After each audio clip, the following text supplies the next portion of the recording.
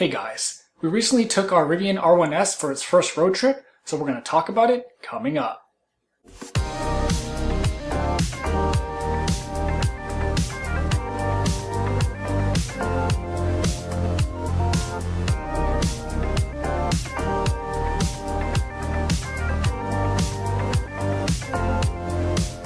We just took a short trip to Monterey from here in the Bay Area. It's not really too long of a drive. It's really only about 100 miles each way, so I probably could have gotten away without charging at all. But we did so much driving back and forth from the Airbnb to into Monterey that it kind of made sense to just do a short charge just to make sure we had enough juice to get home.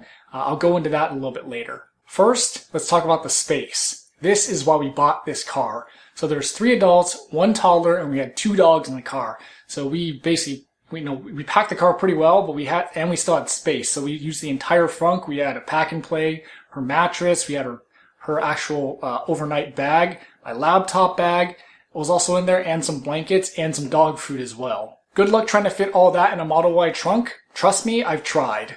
And in the back, we had the 2 dogs. It's kind of hard to see, but they're both actually laying in the trunk right now. We had a huge baby jogger off-roading stroller plus everyone else's luggage, and we still had a little bit of room to spare. The trip itself was pretty straightforward. I used conserve mode as much as I could on the freeway parts, and basically I used Driver Plus as much as I could too, just to help me drive because it just makes things a little bit easier. So as mentioned, I did decide to charge for just a little bit because we were doing so much in-town driving. So in Monterey, there is a Electrify America station there. So I just charged from 50 to 80%, and that got me about an additional 100 miles of range. It's pretty straightforward too, not as straightforward as Tesla with the plug and play, but it was easy enough to just use your app, plug in, and charge. And the only reason I knew this would be fine is because I also use plugshare.com, and that site basically tells you what's going on with every station, and people actually comment on it. So I checked that like the day before we went to Monterey, and I saw that this Monterey station was working pretty well.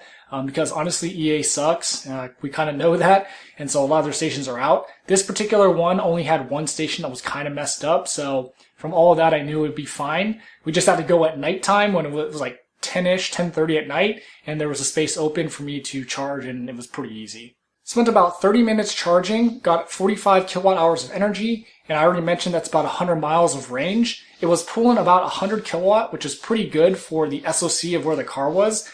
Considering that Rivian's max kilowatt power is about 210. And then the drive back home was pretty standard as well. Used conserve mode as much as I could. Used Driver Plus as much as I could as well, just to make it easier. So having a big SUV was really nice. Just having that extra space, the comfort was a pleasant experience. So at the end of the day, we drove 294 miles and used 137 kilowatt hours of energy.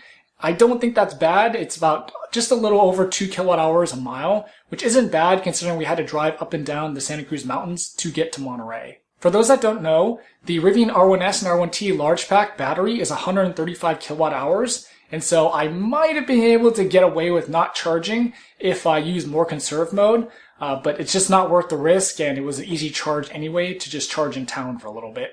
So overall, it was a really easy and great experience. I just can't wait for next spring when the supercharger network opens for Rivian, and then it'll be even easier to do road trips, wherever pretty much. So once we get access to the supercharger network, that is going to be my go-to network, coming from and still having a Tesla. That'll make any road trip easy, and as our daughter gets older, we're definitely going to be taking her places and use this SUV the way it should be used. Hope you found that helpful. If you have any questions, leave them below, and thanks for watching.